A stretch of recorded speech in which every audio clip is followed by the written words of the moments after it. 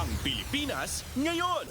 Narito na ang pinakamainit na mga balita na nakalap sa bawat sulok ng bansa. Ihahatid sa bawat Pilipino saan man kayo sa mundo. Ang Pilipinas ngayon. Pakinggan ang bawat kaganapan sa bawat lalawigan. Ito ang Pilipinas ngayon.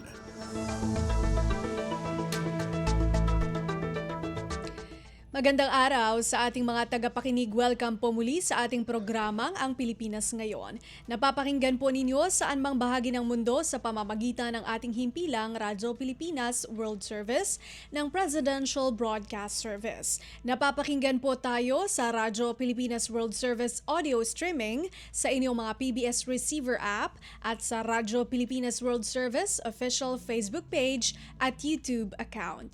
Ito po si Bea Gaza de Guzman. Samahan po ninyo ako sa kabuuan ng ating programa ngayong araw. Kapapalooban pa rin po ng mga mahahalagang balita mula dito sa ating bansa, kasama na ang mga segmentong business, sports, showbiz at ang mga ulat mula sa iba't ibang rehiyon ng Pilipinas. Antabayanan po at sa inyo na sa ilang sandali ang kabuuan ng ating programang Ang Pilipinas Ngayon. Mga kaganapan sa Kamaynilaan at mga kalapit na lalawigan dito sa Ang Pilipinas Ngayon. Sa ating mga balita, pinabibilis ni Pangulong Ferdinand R. Marcos Jr. sa mga miyembro ng gabinete ang pagkumpleto sa mga nakalinyang proyekto at programa ng pamahalaan para sa mga Pilipino. Sa panayam sa Malacanang, sinabi ni Department of Transportation Secretary Vince Dizon na nakausap na nito ang kanyang mga kapwa cabinet members. Sumentro ang kanilang pag-uusap kaugnay sa kung ano ang mga priority projects ng pamahalaan ang kailangang paspasan. Nitong Huwebes, nagpatawag ng pulong ang Pangulo sa Malacanang kung saan present sina Agriculture Secretary Francisco Chu Laurel Jr., Interior and Local Government Secretary John Vic Remulla, Social Welfare Development Secretary Rex Gatchalian, at Education Secretary Sani Angara. Lumahok din ang mga kinatawan mula sa Department of Health, Department of Trade and Industry at Department of Information and Communications Technology. Nagpadala naman ang kanilang representative ang ilang mga miyembro ng gabinete na hindi nakadalo sa pulong. Kumpleto, detalyadong balitaan, di papahuli sa mahahalagang kaganapan. Kamustahin ang inang bayan, ang Pilipinas ngayon.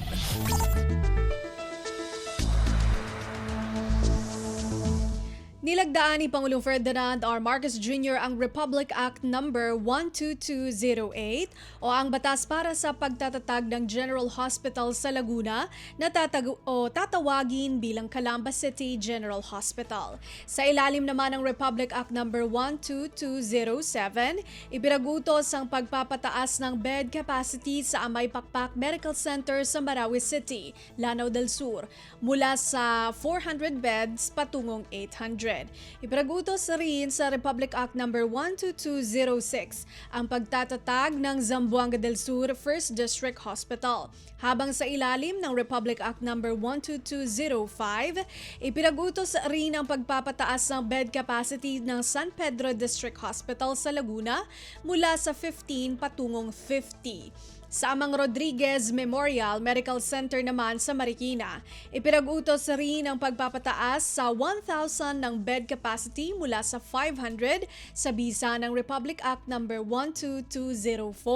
Habang ang Republic Act 12203, ipinagutos ang pagtataas ng bed capacity para sa Region 1 Medical Center sa Dagupan, Pangasinan, mula sa 600 patungong 1,500.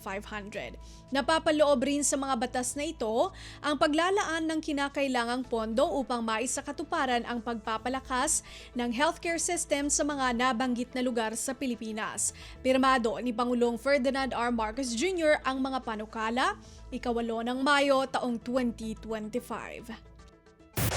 Pasada ng mga balita mula sa Pilipinas para sa mga Pilipino saan man sa mundo. Ang Pilipinas ngayon.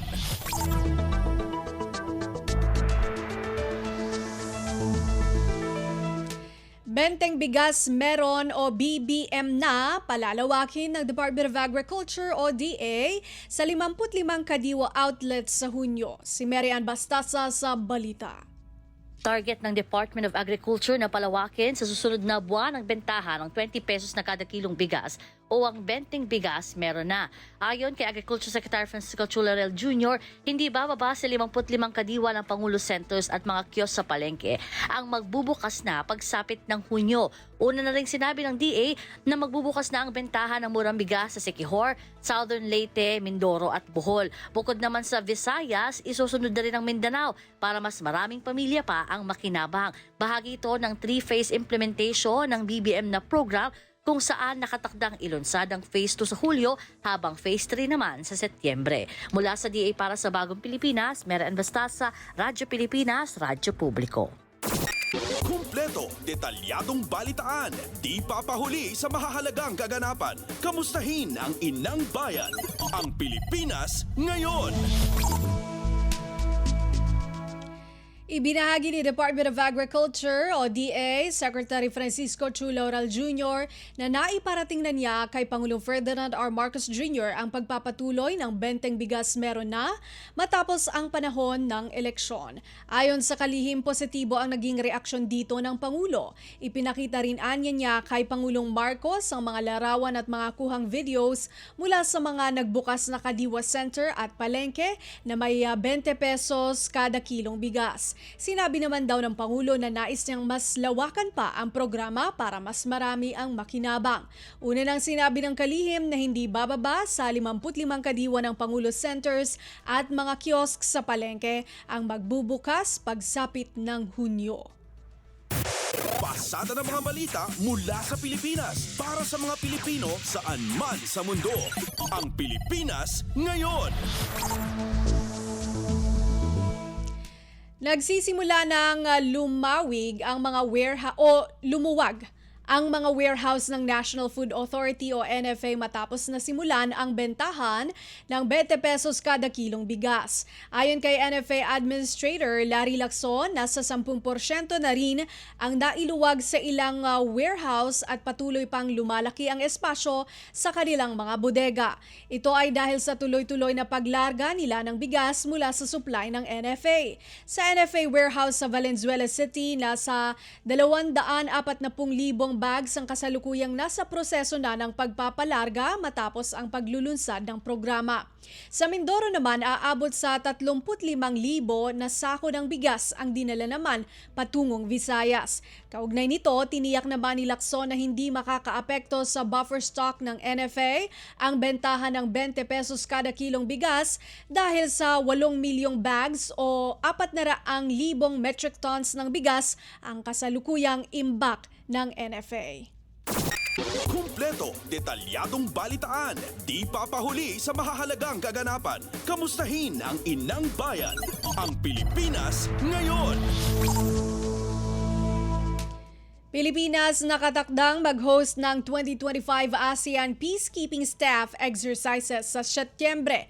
Detalye ng balita mula kay J. Mark Dagala. Inanunsyo ng Department of National Defense na nakatakdang mag-host ang Pilipinas ng 2025 ASEAN Peacekeeping Staff Exercises sa Setyembre. Ito ayon kay Defense Secretary Gilberto Teodoro Jr. ay bahagi ng commitment ng Pilipinas na tumulong sa United Nations para sa pagpapalakas ng peacekeeping missions nito anisunod na rin sa direktiba ni Pangulong Ferdinand R. Marcos Jr. Layo niya ni Teodoro na dagdagan pa ang kapabilidad at kakayahan ng peacekeepers buhat sa ASEAN region para sa mas ligtas at epektibong paglulunsad ng UN peacekeeping missions. Matapos ito, sinabi na kalihim na mag-host din ng Pilipinas ng UN Triangular Partnership Program training courses mula 2029 hanggang 2030 upang palakasin ang capability building efforts ng mga Pinoy peacekeeper. Una nang ipinangako ni Teodoro sa UN ang pagdaragdag ng mga Pinoy peacekeeper upang makatulong na tugunan at patuloy at nagbabagong hamon. Mula sa Campo Aguinaldo para sa Bagong Pilipinas, J. Mark Tagala, Radyo Pilipinas, Radyo Publiko. Kumpleto, detalyadong balitaan, di papahuli sa mahahalagang kaganapan. Kamustahin ang inang bayan, ang Pilipinas ngayon. Batas sa voters turnout patunay sa tiwala ng mga Pilipino sa kakayahan ng pamahalaan na pangasiwaan ang malinis na halalan. Ang ulat mula kay Raquel Bayan. Ipinapakita ng mataas na voters turnout sa katatapos lamang na 2025 midterm elections na nagtiwala ang mga Pilipino sa kakayahan ng gobyerno na may sa katuparan ng isang malinis na halalan. Ito ay kay Communications Undersecretary Claire Castro ang dahilan kung bakit kontento o masaya si Pangulong Ferdinand Marcos Jr. sa kinalabasan ng katatapos lamang na eleksyon. Sa isang panayam, sinabi ng opisyal na ngayon lamang hindi nagkaroon ng failure of election sa anumang bahagi ng bansa nitong Lunes. Ito ay sa kabilaan niya ng higit 1,200 lugar na itinuturing na election hotspots kung saan nasa 38 naman ang nasa red category. Kaugnay naman sa naganap na overseas voting, sabi ng opisyal, maraming factor kung bakit mayroong mga Pilipino abroad ang hindi nakaboto nitong halalan at ito mismo anya ang tutukuyin at tutugunan ng pamahalaan sa pangunguna ng Commission on Elections. Mula sa Malacanang para sa Bagong Pilipinas, Rakalbayan Radyo, Pilipinas Radyo Publiko. Pasada ng mga balita mula sa Pilipinas para sa mga Pilipino saan man sa mundo. Ang Pilipinas ngayon.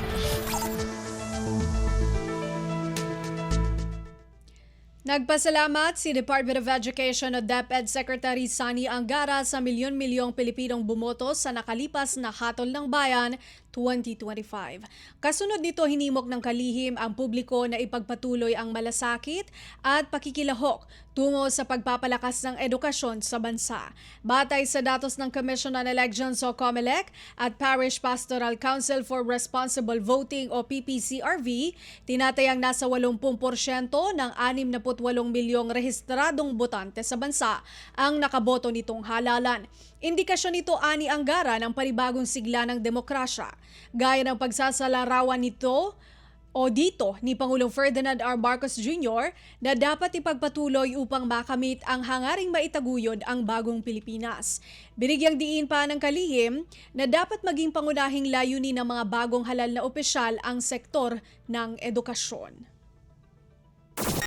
Kumpleto, detalyadong balitaan, di papahuli sa mahahalagang kaganapan. Kamustahin ang inang bayan, ang Pilipinas ngayon.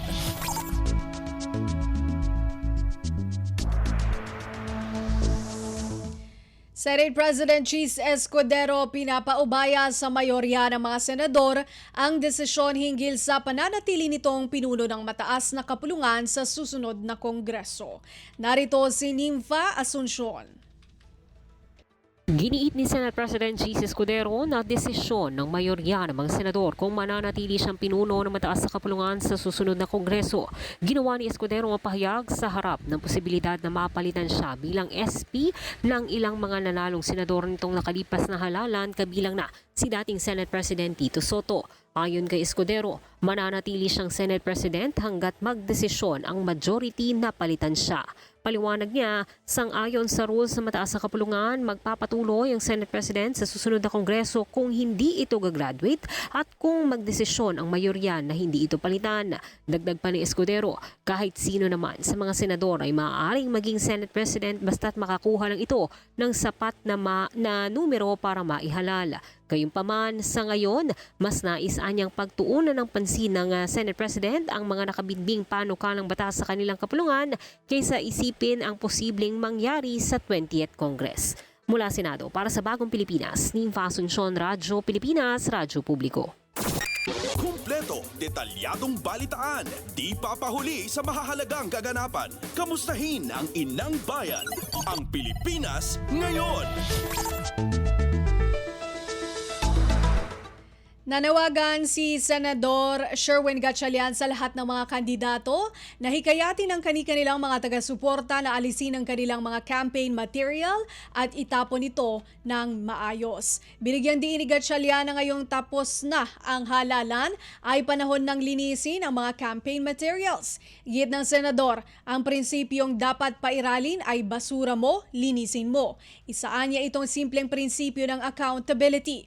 Ayon kay Gatchalian, ang mga kandidato ang dapat na manguna sa kampanya na linisin ang kanilang mga campaign materials dahil dagdag pasakit ito sa ating kalikasan. Aniya, bagamat importante ang eleksyon para sa ating demokrasya, hindi ito dapat maging sanhi ng dagdag polusyon sa ating mga komunidad. Pasada ng mga balita mula sa Pilipinas para sa mga Pilipino saan man sa mundo. Ang Pilipinas ngayon.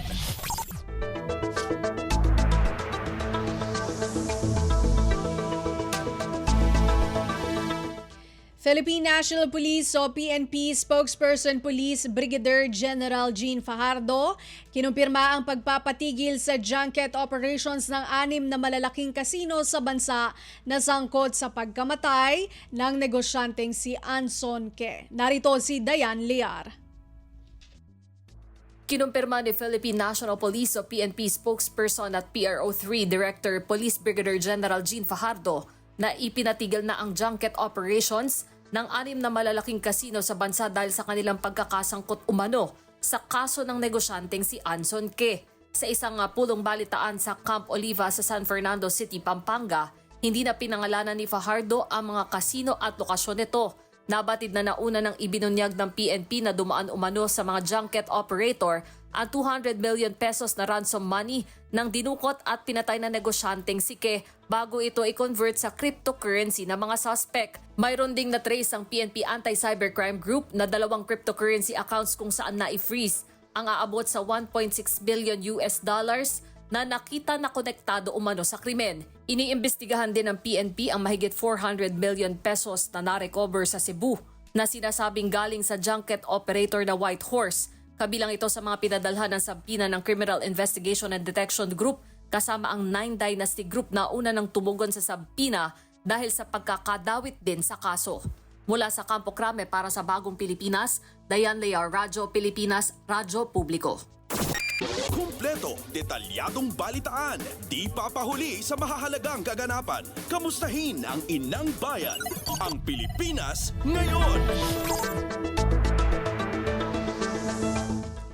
Budget Secretary Amena Pangandaman inanunsyong natanggap na ang mid-year bonus ng mga kwalipikadong empleyado ng pamahalaan kabilang ang mga sundalo at uniformed personnel. May report si Lorenz Tanhoco.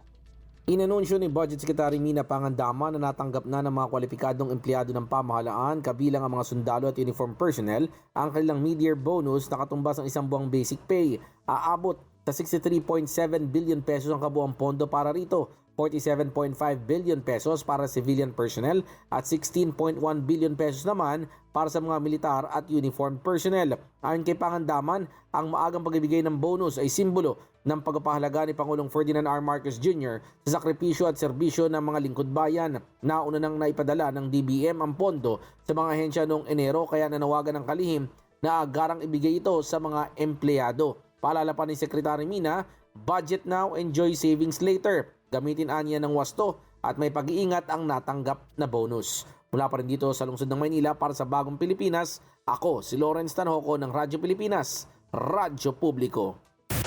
Pasada ng mga balita mula sa Pilipinas para sa mga Pilipino saan man sa mundo. Ang Pilipinas ngayon.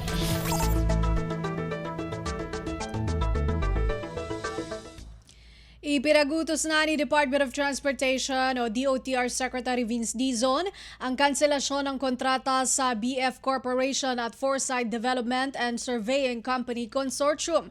Ang dalawang kumpanya ang siyang may hawak ng kontrata para sa pagtatayo ng LRT-MRT Common Station Project sa bahagi ng EDSA North Avenue sa Quezon City. Ayon kay Dizon, naglabas na siya ng Notice of Termination laban sa dalawang kumpanya dahil sa labis na pagkaantala ng mga naturang proyekto. Layunin sana ng proyektong ito na pagdugtungin ang mga linya ng LRT-1, MRT-3 at MRT-7 upang mapadali ang pagsakay ng mga pasahero. Magugunitang ikinadismaya ni Dizon ang sobra-sobrang pagkaantala ng proyekto na dapat sanay operational na sa taong ito. Pasada ng mga balita mula sa Pilipinas para sa mga Pilipino saan man sa mundo. Ang Pilipinas ngayon.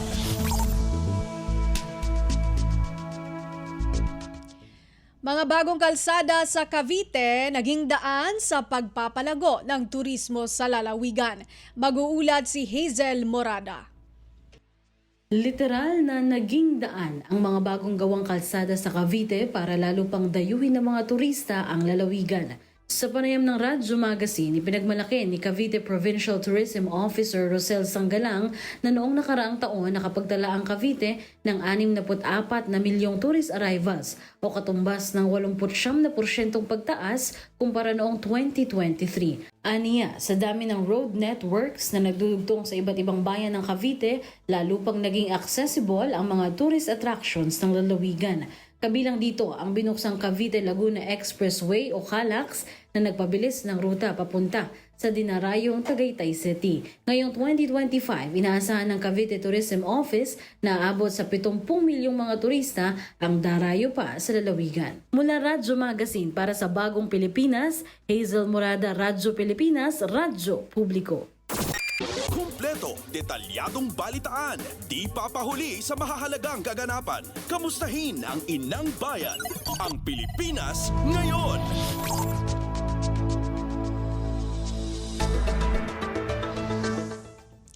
Mariing kinondena ng Department of Foreign Affairs o DFA ang isinagawang missile launch ng North Korea kamakailan. Sa isang statement, sinabi ng DFA na isa itong malaking banta sa seguridad, kapayapaan at katatagan ng Korean Peninsula at pag-unlad ng ekonomiya sa South Korea. Dagdag ng DFA, ikinababahala rin ito ng mga bansa sa Indo-Pacific region na maaaring magdulot ng pangamba sa nasabing mga bansa. Sa huli na nawagan ng DFA sa North Korea na itigil na ang ganitong klase ng aktibidad at isulong ang kapayapaan sa Indo-Pacific region. Pasada ng mga balita mula sa Pilipinas para sa mga Pilipino saan man sa mundo. Ang Pilipinas ngayon.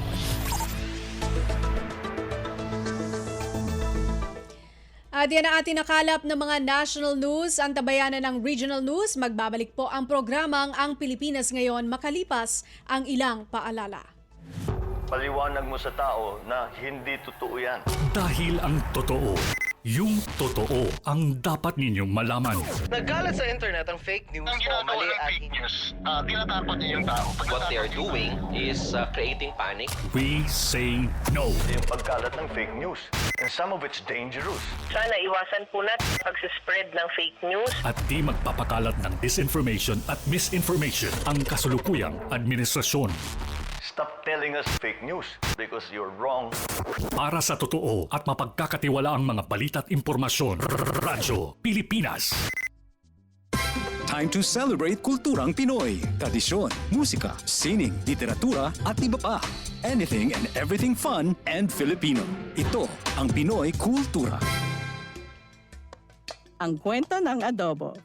From its humble beginnings sa hapagkainan ng mga Pilipino noong ika-16 na siglo to 21st century international tables, adobo, the most famous and the country's national dish, speaks of our culture, the sour and the salty, the sweetness and spice, mixed with the richness of tender chunks of pork or chicken, sometimes both together. It has traveled provinces, crossed continents to inspire chefs and delight peoples across the seas. Traditionally cooked in clay pots, the Spanish gave the name adobo to the dish, from adobar, which means marinade. It is an indigenous cooking method that uses vinegar and salt to preserve food in the tropical climate. It's been cooked a multitude of ways. Simple, may maanghang, merong may coconut milk, depende sa rehiyon na siyang pinanggalingan. It's so flexible, it can create various and sometimes new tastes. Panlasang Pinoy has listed 31 of what they call insanely delicious adobo recipes. There's the traditional chicken adobo, simple, made with chicken, soy sauce, vinegar, garlic, peppercorns, and bay leaves. There's adobo that varies in color and taste, adobong dilaw, adobong pula, at adobong puti.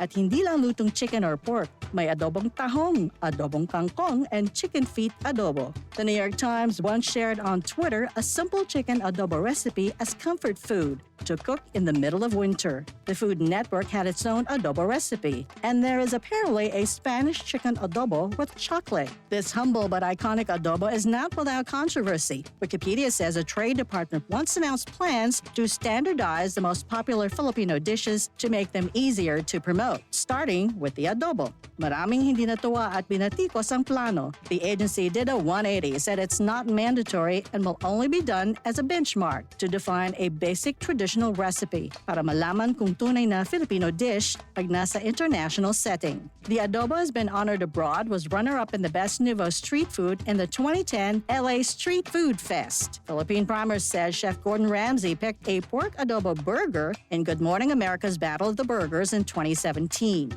One can say the mix of flavors and spices of this iconic dish is a perfect foil for the Filipino character. It has certainly come a long way and has endured all this time. Simple or fusion elaborate version, the adobo remains to warm hearts and please palates. And bringing Tatak Pinoy to the world, just a bonus. Yan ang Pinoy kultura because our culture is cool. Uy, nabiktima ka na ba ng fake news sa panahon ng digital media? Learn how to spot fake news. Check the source. Kung di legit, dapat magduda. Check the purpose. Informative or troll post at clickbait lang. Check the ownership. Mapagkakatiwalaan ba ang pinagkukuhanan nito? Check the time and date. Baka naman outdated na yung news na yan, ha? SPOT. Together, let's spot fake news. Tiyakin ang katotohanan, fake news ay labanan. A friendly message from PCO, DepEd, CHED, DSWD, DILG, PBS at Radyo Pilipinas. Balita mula sa lalawigan sa bawat rehiyon ng ating bayan. Dito sa Ang Pilipinas Ngayon. Narito na po ang mga balita mula sa ating mga kasamahan sa iba't ibang mga rehiyon dito sa ating bansa para sa ating regional news ngayong araw na ito. Mahigit 100 residente ng barangay Amaysian, Pilukpok sa Kalinga na kinabang mula sa Community Relations Service Program at Health Caravan ng iba't ibang ahensya. Magbabalita si Amelia Bumatnong ng RP Tabuk. Nasurok sa agasot a residente iti barangay Amaysian Pinukpok iti nabenepisyaran pabuon iti Community Relations Service Program kin Health Caravan nga insayang katitay na biiti na dumadu mga ahensya nga idool 1 iti Bureau of Jail Management and Penology wano BJMP Kalinga District Jail. Sigun kini Chief of Community Relations Service Officer Jail Officer 3 Alma Bangibang, 25 mga ubing iti naadalan babaon iti read a book session bayat a 110 na residente iti naipaayan iti libre a panagpukis kaspasat iti brigada eskwela. Malaksi dagitoy na isayangkat iti Health Caravan apakairamanan iti libre at check-up, medicine, eyeglasses ken minor surgeries kastamot anawarasan dagiti ubing iti school supplies ken snacks. Sigun kini Bangibang na ipatungpal iti inisyatiba babaen iti kolaborasyon iti BJMP Kalinga District Jail, Kalinga Payaw Electric Cooperatibo na Kaelco, Philippine Red Cross Kalinga Chapter, 103rd Infantry Battalion, Philippine National Police ken dadumapay nga ahensya. Kunana daytoy a collaborative community service iti pakakitaan iti dedikasyon ti KDJ ang magunod iti tarigagay ang maitag-ay iti napintas sa panagbaliw iti biyag kinatalgad a pagilyan babaen iti literacy, healthcare ken cleanliness program. Manipod DZRK Tabuk, Amelia Bumatnong para iti Radyo Pilipinas World Service. Balita mula sa lalawigan sa bawat rehiyon ng ating bayan. Dito sa Ang Pilipinas Ngayon. Maraming salamat, Amelia Bumatnong. Mga kasama sa vulnerable sector sa Lingayen, Pangasinan nabigyan ng pagkakataong makabili ng bigas sa halagang 20 pesos kada kilo sa ilalim ng Kadiwa ng Pangulo program. Si Ruel de Guzman ng RP Dagupan sa balita. Awalaan na pangkanaunawan makasaliw na muran bulas are kaiba at tatawagan niya vulnerable sector at bali na Lingayen, Jaluyag na Pangasinan. Ayaw at kasumpalan na ginawaan niya in panghilako na PBBM rice o amay NFA rice yan nasaliw at presyon 20 pesos kada kilo dyan pa na maglay na programan Kadiwa ng Pangulo na Department of Agriculture. Kaibad sa inidan na prioridad ampian makasaliw na bitlan balas so are matatakon o senior citizens, are malukon, tan are persons with disability. Bawat sakay at akasaliw na 5 kilong balas dyan presyon sa nasos labat. Unong udsare arom niya akasaliw, kapara ng Lola Mercedes Dizon, 79 years old, residente na barangay Poblasyon Lingayen, baligya tulong niya, udsikara lalo la tamabin talaga subalas natan. Impasabito sa pisa salamat tod kinan Pangulong Ferdinand Marcos Jr. para udsayan programa. Manlalapod RP Dagupan, Siak si Ruel de Guzman para Radyo Pilipinas World Service. Balita mula sa lalawigan sa bawat rehiyon ng ating bayan. Dito sa Ang Pilipinas Ngayon. Maraming salamat, Ruel de Guzman. Seaweeds production sa Tagkawayan, Quezon palalakasin. Ang detalye mula kay May Formaran ng RP Lucena. Palalakasin ang tanggapan ng pambayang agrikultur sa Tagkawayan, Quezon ang seaweeds production sa kanilang baybaying dagat. Ayon sa Tagkawayan PIO, nakatuon ang lokal na pamahalaan sa pangangalaga at pagpapalakas ng seaweeds at ang patuloy na pagsuporta sa lokal na mga mangingisda. Pinagsasabay ng pambayang agrikultur ang pag-aani at ang pagtatanim ng seaweeds sa bawat coastal barangay sa Tagkawayan para mas lalo pang mapadami ito. Nauna nang nagsagawa ng pag-aani at pagtatanim ng seaweeds sa Barangay Sabang kung saan maraming mga mangingisda dito ang maaaring makinabang. Mula sa Radyo Pilipinas Lucena, ito si May Formaran para sa Radyo Pilipinas World Service. Balita mula sa lalawigan sa bawat rehiyon ng ating bayan. Dito sa Ang Pilipinas Ngayon. Maraming salamat kay May Formaran. Ipinagdiwang ng Department of Agriculture Bicol ang 2 araw na Farmers Festival kaugnay sa pista ni San Isidro. Ginanap ito sa DA Regional Office 5 sa San Agustin, Pili, Camarines Sur. Sa selebrasyon, binuksan ng department ang kadiwa sa DA kung saan 50 exhibitors galing sa iba't ibang bahagi ng rehiyon ang nakilahok.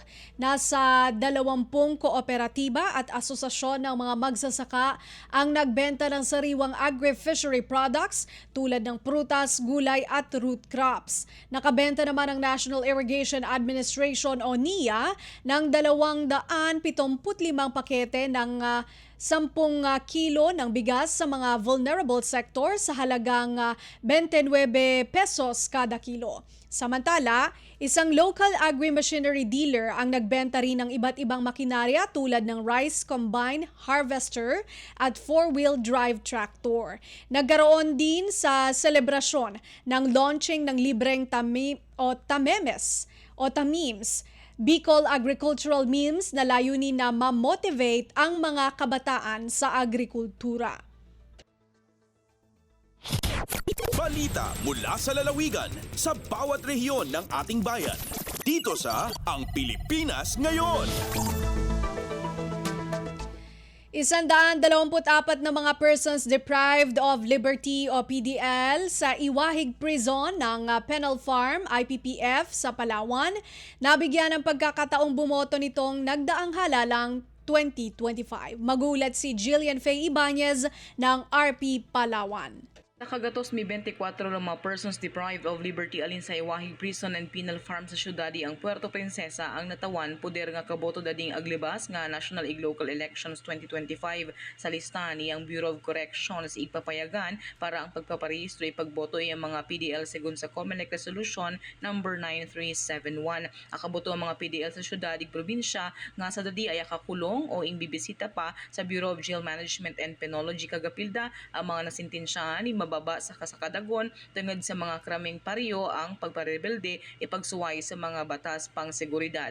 Ag-abot da sa sobra katatlo karibong milya kagatos nga mga PDL ang atawan poder nga kaboto sa enterang nasyon. Alindigi sa Puerto Princesa, Palawan, Jillian Faye Ibanez, Radyo Pilipinas World Service. Balita mula sa lalawigan sa bawat rehiyon ng ating bayan.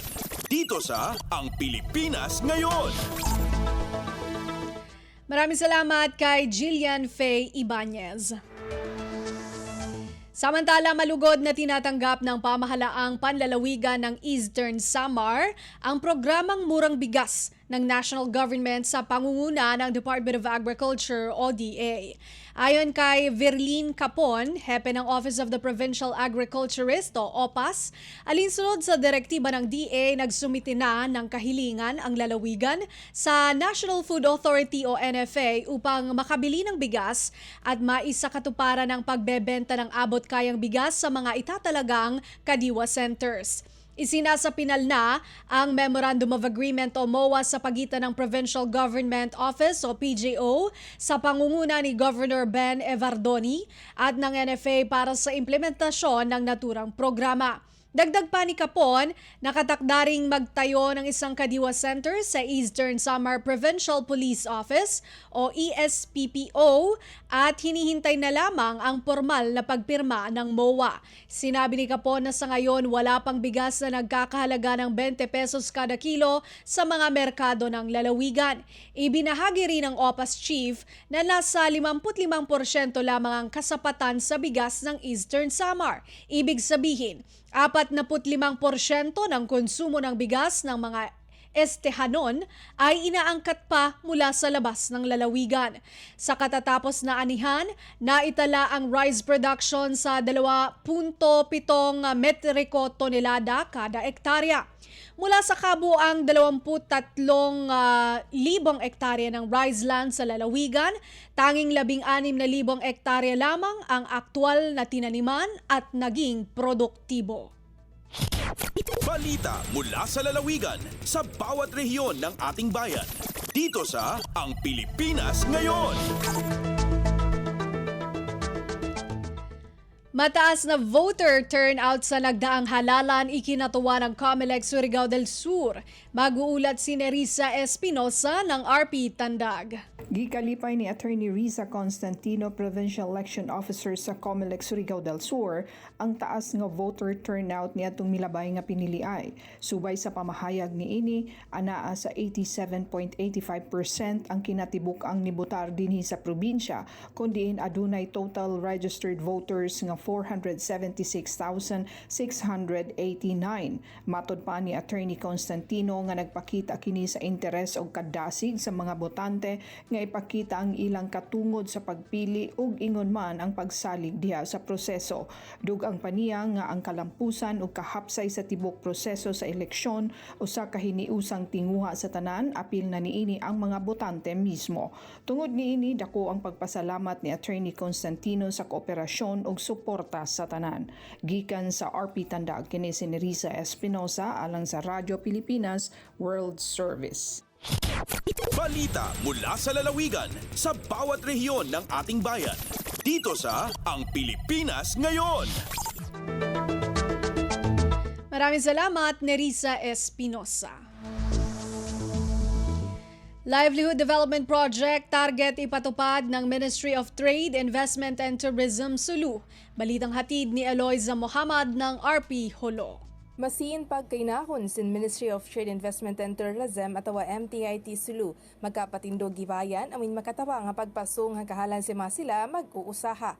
Habay tayo nagdar sa Sapan, Provincial Director sin MTIT Sulu, kapag kainahon ni si mga Member Parliament sin Bangsamoro Transition Authority at BTA sin Bangsamoro Government.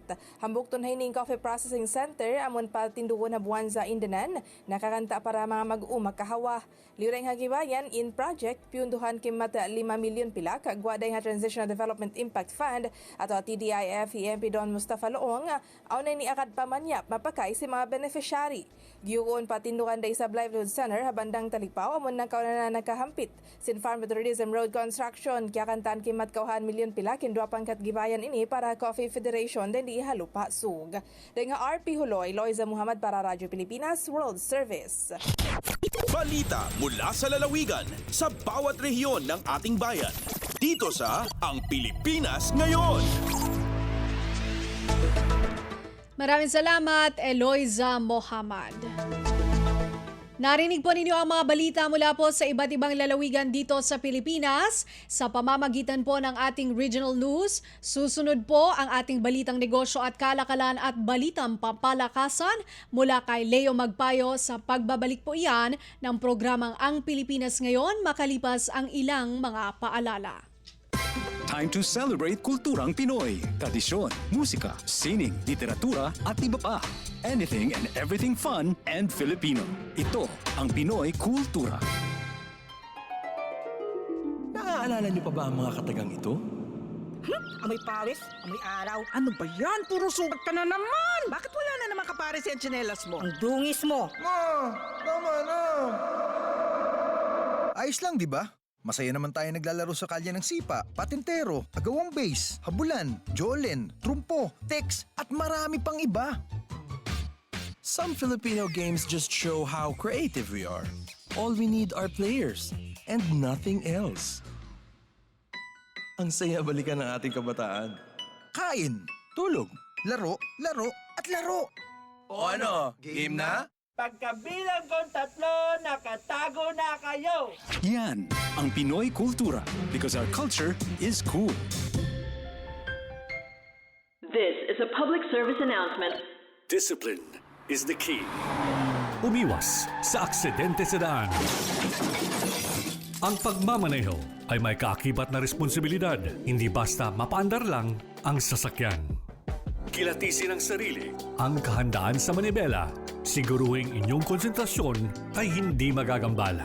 Importante rin na ating laging isipin, init ng ulo ay huwag pairalin, bagkus kaligtasan ng lahat ang siyang dapat unahin. Isang mahalagang paalala mula sa Presidential Broadcast Service at Radyo Pilipinas, Radyo Publiko 738. This is a public service announcement. Public service announcement From PBS, Presidential Broadcast Service at Radyo Pilipinas, Radyo Publiko 738. This is a public service announcement. Isang paalala mula sa National Telecommunications Commission, National Capital Region o NTC-NCR. Ang kanilang Oplan Contra Text Scams. Oplan Contra Text Scams. Binabalaan ng publiko na sakaling kayo ay makatanggap ng kakaibang text messages sa mga di kilalang numero o di kaya ay mga text messages na may kahina-hinalang mga link. Huwag pansinin, huwag pindutin, huwag i-click ang link. Huwag i-click ang link. Ipagbigay alam agad sa NTC website ntc.gov.ph o kaya'y sumulat sa kanilang email na contratextcam@gmail.com. Sa mga panahong ito, huwag padaya, maging wais na madla. Makibahagi sa Oplan Contra Text Scam. This is a public service announcement. Public service announcement From PBS, Presidential Broadcast Service and Radyo Pilipinas.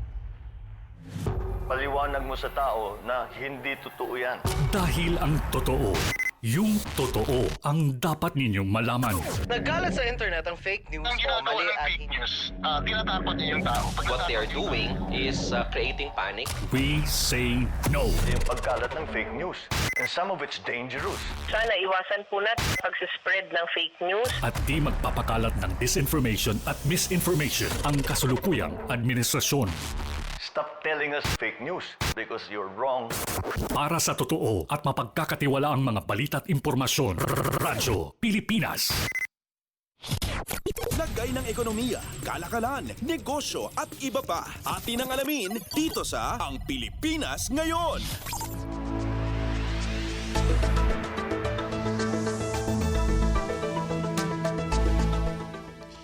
At nagbabalik po ang ating programang Ang Pilipinas Ngayon. Samantala, narito na naman po ang balitang negosyo at kalakalan. Nakipagpulong ang Swiss Chamber of Commerce sa Department of Trade and Industry o DTI para sa pagkakaroon ng isang partnership na magpapalakas ng sektor ng manufacturing sa Pilipinas.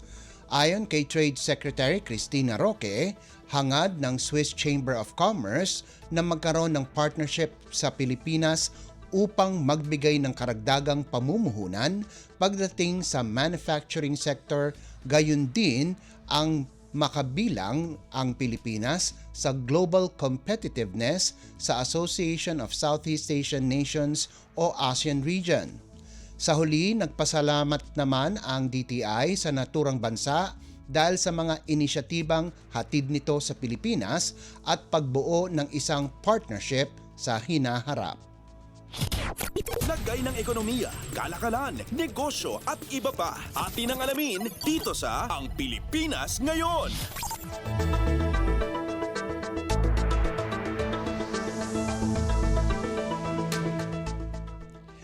Ipinag-utos na ni Department of Transportation o DOTR Secretary Vince Dizon ang kanselasyon ng kontrata sa BF Corporation at Foresight Development and Surveying Company Consortium.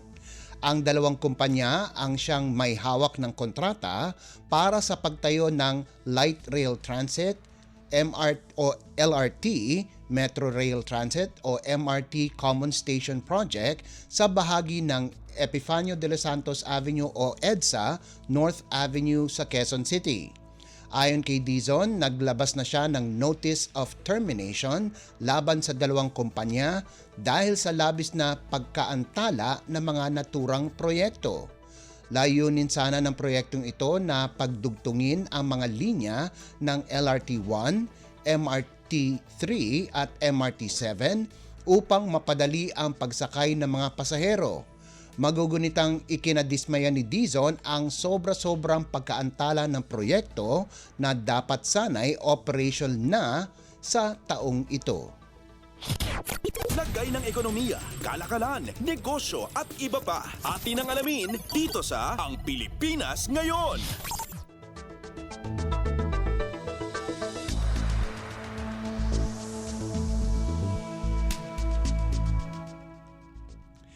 Target ng Department of Agriculture o DA na palawakin pa sa susunod na buwan ang bentahan ng 20 pisong kada kilong bigas o ang benteng bigas meron o BBM na. Ayon kay Agriculture Secretary Francisco Chu Laurel Jr., hindi bababa sa 55 kadiwa ng Pangulo o KNP centers at mga kiosk sa palengke ang magbubukas pagsapit ng Hunyo.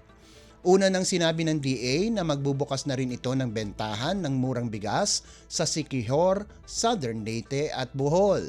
Bukod naman sa Visayas, isusunod na rin ng Mindanao para mas maraming pamilya ang makikinabang. Bahagi ito ng 3-phase implementation ng BBM na program kung saan nakatakdang ilunsad ang Phase 2 sa Hulyo at Phase 3 sa Setyembre.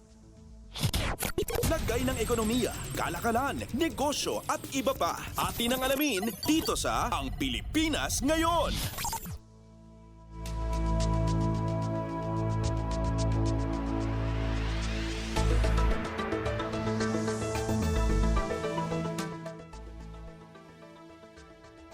Umabot sa 12.67 bilyong pisong halaga ng dividend ang nailagak ng Philippine Amusement and Gaming Corporation o PAGCOR sa National Treasury na katumbas ng 75% na kita nito noong taong 2024. Ayon kay PAGCOR Chairperson at Chief Executive Officer Alejandro Tenco, ito'y bunga ng kanilang masigasig na pangongolekta at inaasahang madaragdagan pa ito ngayong taon. Muli namang siniguro ng PAGCOR na patuloy ang masikasig nilang pagtatrabaho upang makatulong sa pamahalaan. Lagay ng ekonomiya, kalakalan, negosyo at iba pa. Atin ang alamin dito sa Ang Pilipinas Ngayon.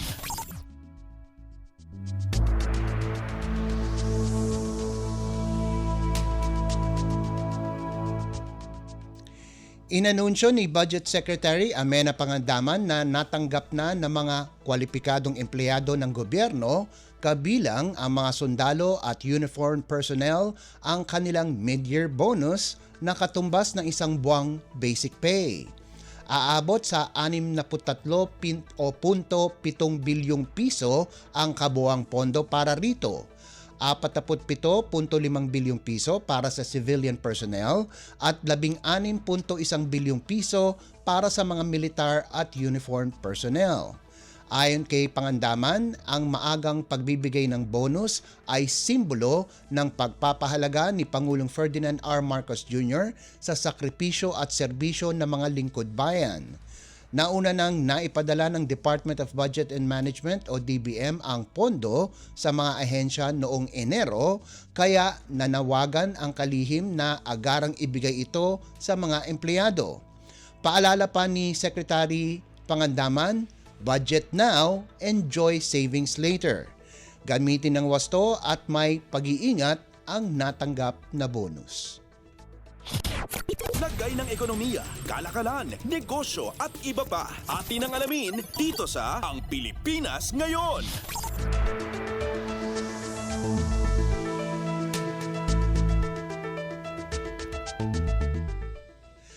At yan po ang ating balitang negosyo at kalakalan. Antabayanan nyo naman po ang ating segmentong Sports Balita. Yan po sa pagbabalik ng ating programang Ang Pilipinas Ngayon, pagkalipas lang po ng ilang paalala. Time to celebrate kulturang Pinoy. Tradisyon, musika, sining, literatura at iba pa. Anything and everything fun and Filipino. Ito ang Pinoy Kultura. One of the fondest memories I have as a kid is riding the jeepney. It made me feel like a king.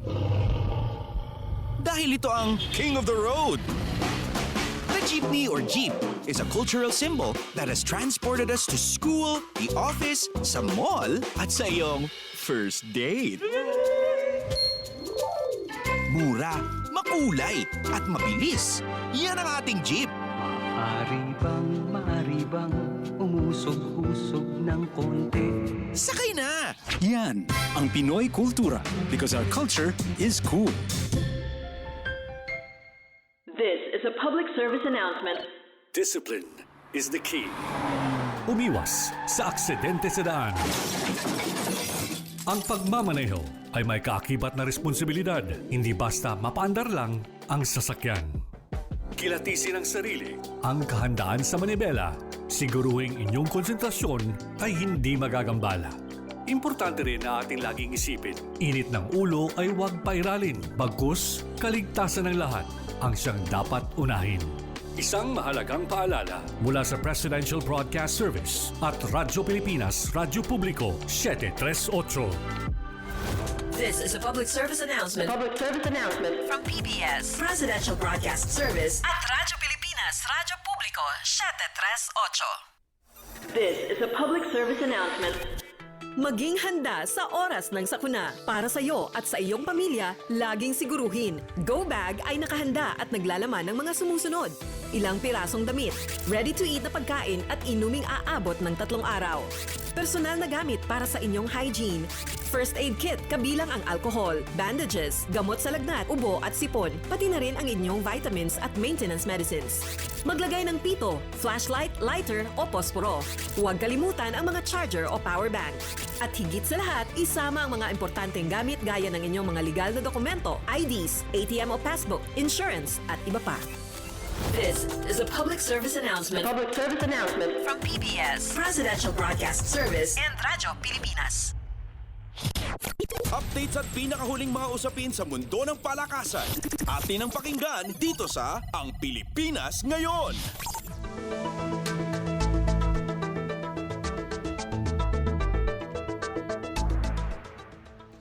At nagbabalik po ang ating programang Ang Pilipinas Ngayon. Narito naman po ang sports balita. Tinitignan ni Filipino boxing icon Manny Pacquiao ang mas malakas na pagbabalik sa entablado pagkatapos ang kanyang hindi pagpasok sa mga napiling senador nitong 2025 midterm elections. Kinumpirma ng 46 anyos na si Pacquiao na tatapusin nito ang 4 na taong pagkaretiro para makita muli sa aksyon at ngayoy kontra kay Mario Barrios para sa kanyang World Boxing Council o WBC welterweight title. Ayon sa mga lumalabas na balita, kakalabanin ni Pacquiao ang 29 anyos na boksingero mula Amerika sa Hulyo ngayong taon sa Las Vegas. Luminya ito sa kanyang schedule na pagsali sa International Boxing Hall of Fame itong darating na Hunyo. Huling nakalaban ni Pacquiao ay si Yordenis Ugas ng Cuba para sa WBA welterweight crown noong Agosto 21 taong 2021 na ginanap din sa Las Vegas kung saan natalo siya sa isang 12-round decision. Pinasalamatan naman ni Pacquiao ang kanyang mga taga-suporta pagkaraan ang kanyang pagkatalo na makabalik sa Senado. Updates at pinakahuling mga usapin sa mundo ng palakasan. Atin ang pakinggan dito sa Ang Pilipinas Ngayon.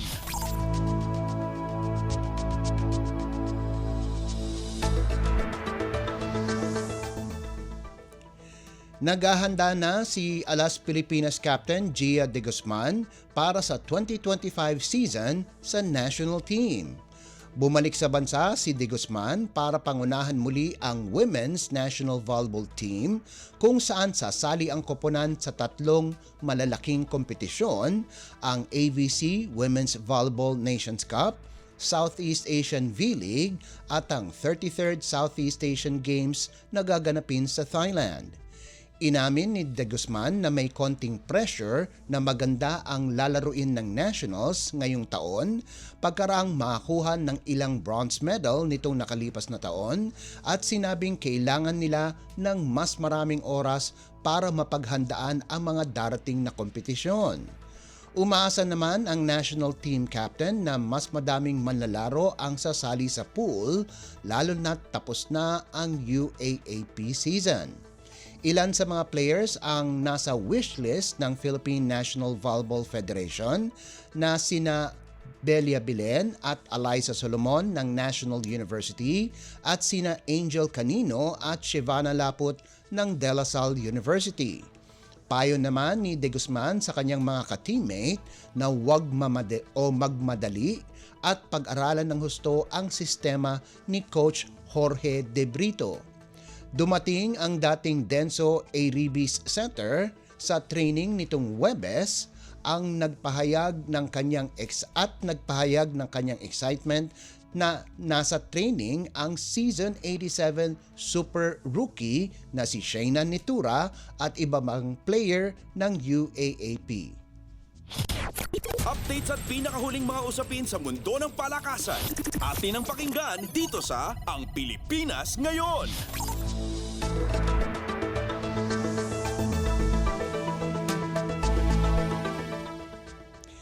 Inanunsyo ng Samahang Basketball ng Pilipinas o SBP nitong Huwebes ang 18-player pool ng Gilas Pilipinas Youth para sa parating na FIBA Under-16 Asia Cup Siyaba Qualifiers.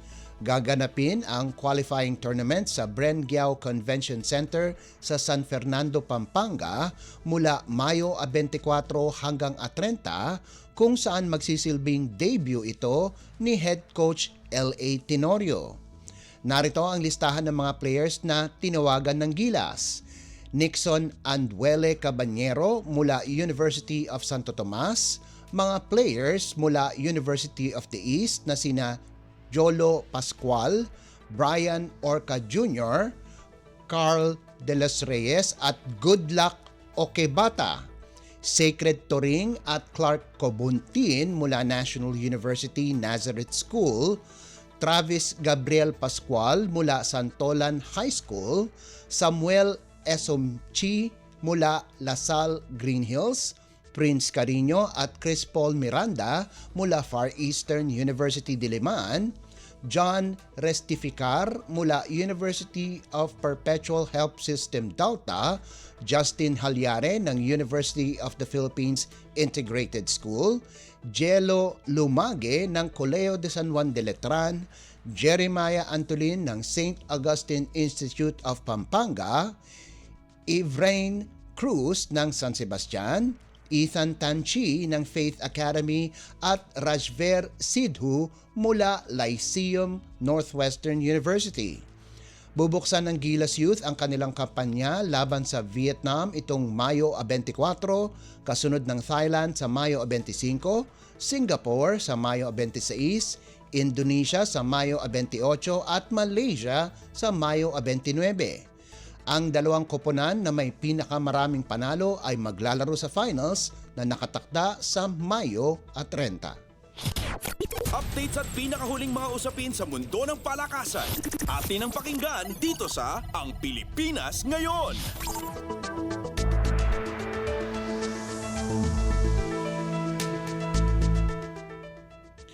Plano ng University of the Philippines na palakasin ang coaching staff ng kanilang women's volleyball team sa hangaring makapasok sa mga top teams sa UAAP. Kinumpirma ito ng isa sa mga backer ng koponan na si Frank Lau na sumusuporta sa programa ng men's at women's volleyball sa UP at sa Strong Group Athletics o SGA simula pa noong 2023. Sinabi ni Lau na magkakaroon ng mga bagong Italian coach ang women's volleyball team na pangungunahan ang consultant at strength and conditioning. Si Benson Bokbok pa din ang head coach ng Fighting Maroons kung saan layunin nilang lagpasan ang kanilang performance nitong Season 87 kung saan nagtapos sila ng may record na 6-8 na sapat lamang para sa ikalimang pwesto at kahati pa ang Adamson University. Mamarkahan din ang Season 88 ang malalakas na players na lumipat mula University of the East patungong UP sina Cashier Dongallo, Kizzy Madriaga at Gelay Gahero. Ayon kay UP Office of Athletics and Sports Development Director Bo Perasol, ang pinakalayunin para sa UP volleyball teams ay kahintulad sa programa nila sa basketball. Napalanunan ng UP men's basketball team ang kanilang ikalawang titulo sa loob ng 4 na taon sa Season 87 habang ang women's ay umabot muli sa Final Four pagkatapos ng ilang taong pagkabigo. Updates at pinakahuling mga usapin sa mundo ng palakasan. Atin ang pakinggan dito sa Ang Pilipinas Ngayon.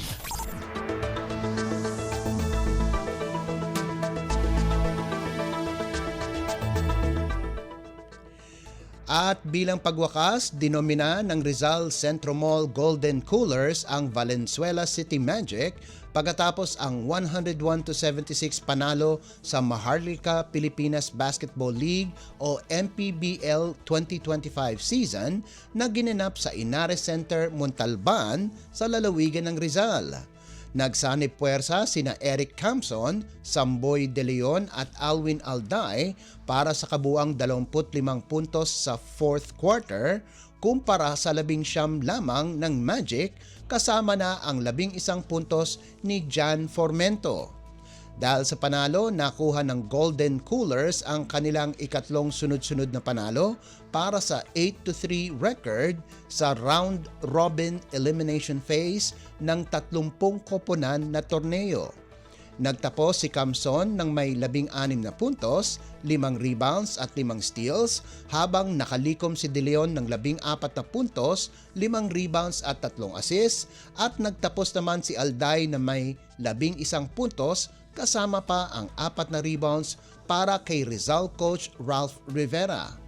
Iba pang Golden Coolers ang nagambag sa panalo ay sina katutubong Rizal na si Jerry Pingoy na may 12 puntos at 2 assist, Mike Cañete na may 8 puntos at 9 na rebounds at Keanu Caballero na may 9 na assist, 2 puntos at 2 steals. Dumulas naman ang Valenzuela sa 3-8 kartada kahit nakapagrehistro si Formento ng 20 puntos, 7 rebounds at 5 assists. Nasayan din ang double-double ni JR Alabanza na may 10 puntos at 11 rebounds, 17 puntos at 2 rebounds ni Lester Alvarez at ang 13 puntos at 2 rebounds ni Jonathan Gesalem. Updates at pinakahuling mga usapin sa mundo ng palakasan. Atin ang pakinggan dito sa Ang Pilipinas Ngayon.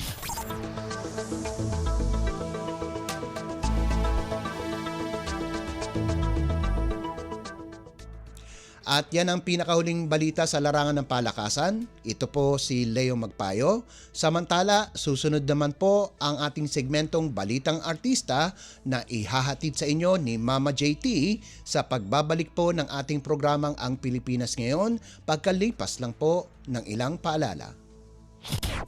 Updates at pinakahuling mga usapin sa mundo ng palakasan. Atin ang pakinggan dito sa Ang Pilipinas Ngayon. Time to celebrate kulturang Pinoy. Tradisyon, musika, sining, literatura at iba pa. Anything and everything fun and Filipino.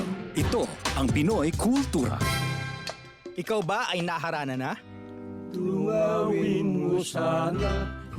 Sabi nila, ang harana ay isang matandang tradisyon ng pangliligaw sa Pilipinas na unti-unti nang nakakalimutan. The harana or the serenade first gained popularity in the early part of the Spanish period. Ang manliligaw o nanunuyo ang siyang kumakanta at pag sinuwerte, sila ay papapasukin sa bahay. Pag minalas, water gets thrown at them or sometimes even worse things. There's a website that actually books haranas for you to experience this widely known tradition. Sa iyong palagay, uso pa ba ang harana?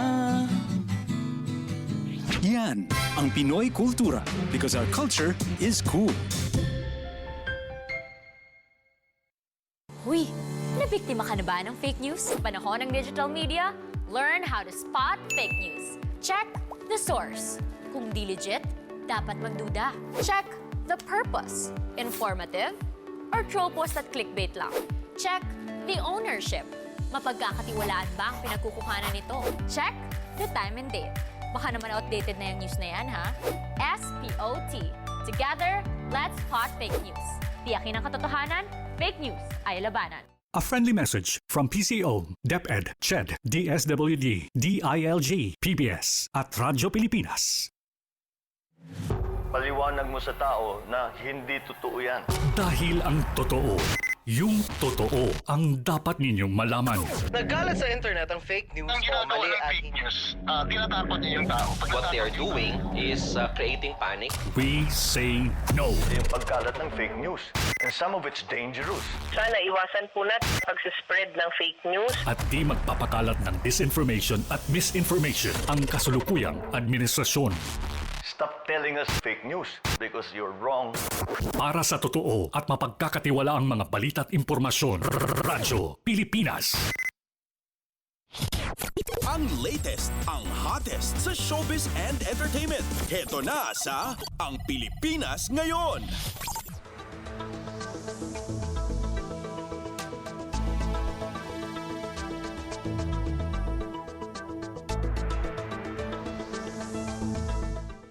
At nagbabalik po ang programang Ang Pilipinas Ngayon.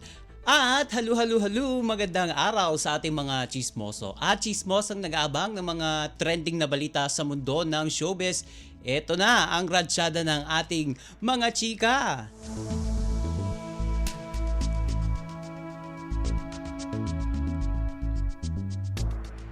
Inamin ng aktres na si Carla Abellana na may mga nagpaparamdam na sa kanya na manligaw pero nag-iingat na raw ito. Sa naging panayam sa kanya ng broadcaster na si Julius Babaw, pipiliin na raw ng mabuti ni Carla ang kanyang makakasama, lalo pa at hindi naging matagumpay ang kanyang huling relasyon. Ito kasi 4 na taon nang hiwalay itong sina Carla at Tom Rodriguez, na kung saan ang huli at na binabanggit nga si Tom ay may ibang pamilya na at kasalukuyang nasa Amerika. Sa kaparehong interview ay sinabi ng aktres na bukas ang kanyang puso ngayon pero sa maraming bagay. Samantala, tinanong ni Julius kung ano ang mga katangiang hinahanap ni Carla ngayon para sa taong mamahalin niya.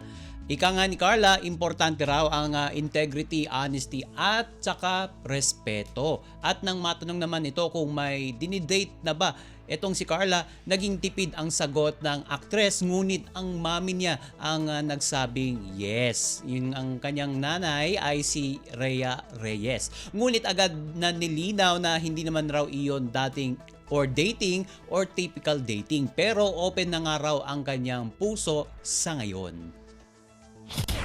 Ang latest, ang hottest sa showbiz and entertainment. Heto na sa Ang Pilipinas Ngayon.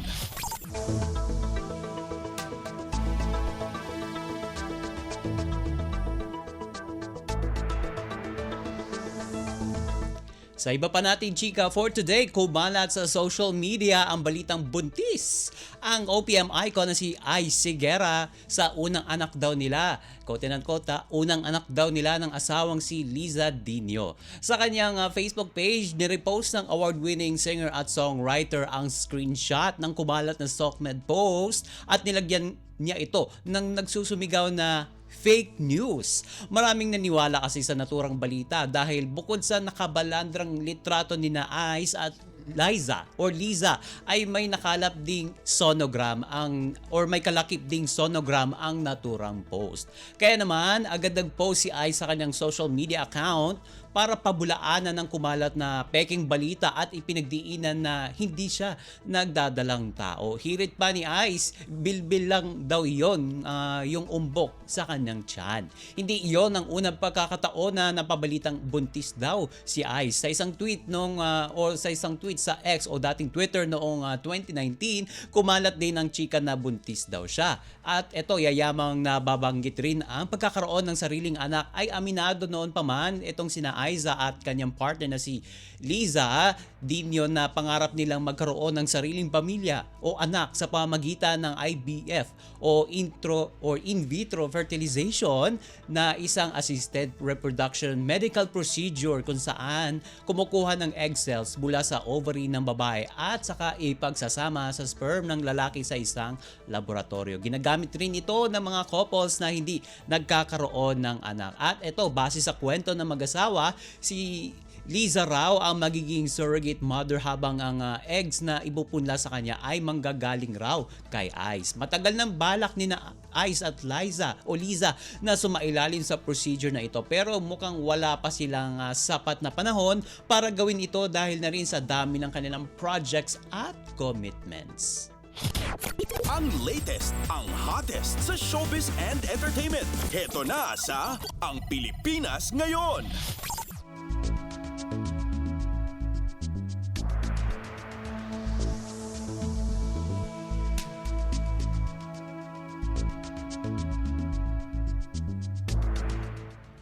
Mananatiling matatag at positibo si Shamsi Subsup Lee sa kabila ng kanyang pagkatalo sa katatapos na eleksyon. Sa isang Instagram post, buong tapang sinabi ni Shamsi, quote and unquote, "We have already won because we never lost who we are." Yan ang laman ng kanyang Instagram post. Ayon sa kanya, hindi niya isinuko ang kanyang prinsipyo daw sa gitna ng matinding laban sa politika.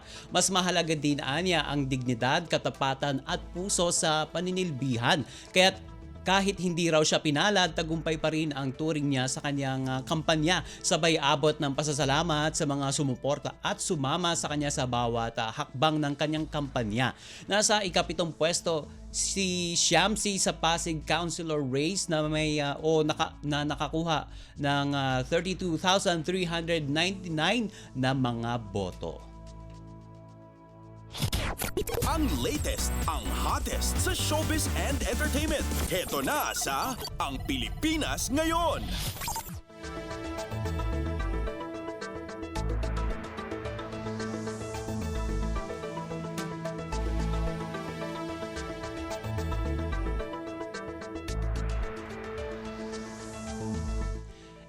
OMG, wala na tayong sapat na oras para sa ating balitang artista. Maraming salamat mga kachismis sa pakikinig sa aking mga chika for today. Ako po si Mama JT para sa Radyo Pilipinas World Service at nagbabalik na po si Bea Gaza de Guzman.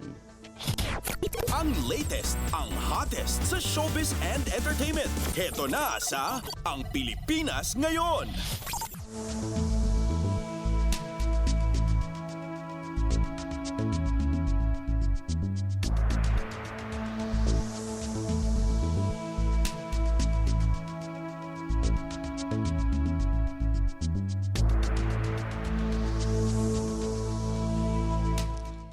At yan po ang kabuuan ng ating programang Ang Pilipinas Ngayon. Maraming salamat sa ating mga nakasama sa technical side, kina Milo Junela, Susan Aison, Anthony Pimentel, at Erwin Peñanos sa ating Wirecast. Maraming salamat din sa ating executive producers, Steph Vicente at Jerome Toledo, sa mga nagulat mula sa iba't ibang lalawigan ng ating bansa para sa ating regional news, kay Leo Magpayo para sa balitang business at sports, kay Mama JT para sa showbiz, at maraming salamat din sa ating station manager, Mr. Ray Sampang. Hanggang sa susunod na edisyon ng ating programang Ang Pilipinas Ngayon, ito si Bea Gaza de Guzman. Magandang araw. At yan ang Pilipinas Ngayon. Muling samahan si Ben Blones sa parehong oras at alamin ang pinakahuling mga kaganapan at balita saan man kayo naroon. Ang Pilipinas Ngayon.